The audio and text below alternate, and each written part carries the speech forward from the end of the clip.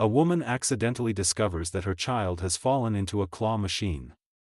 To rescue the baby, she takes out the only 2 coins she has, pulls the lever, and extends the claw. Just as it touches the baby's head, the claw suddenly goes limp.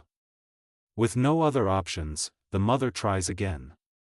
Perhaps heaven is looking out for her, as the second attempt perfectly grasps the baby's head, slowly lifting it up and moving it toward the opening.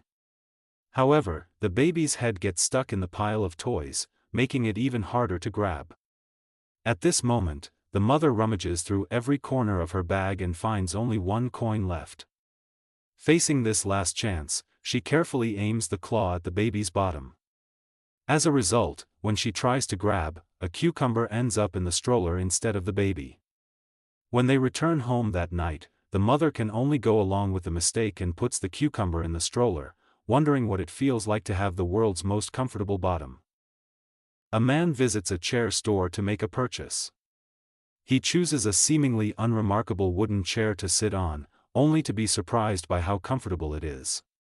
He then tries a nearby metal chair and finds it just as comfortable. Are all the chairs in this store made of cotton? How can they all be so comfortable?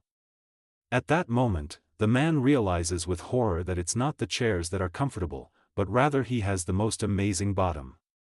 From then on, he no longer needs to buy chairs. With this magical bottom, he can sit anywhere. Excited, he returns home and tries sitting in various odd corners.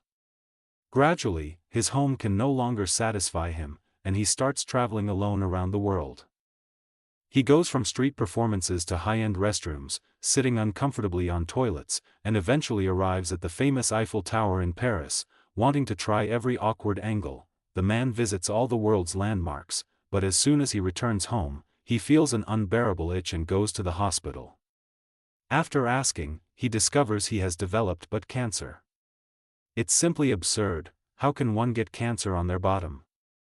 The doctor asks him to think carefully about whether he has sat on anything radioactive, and it seems he actually has.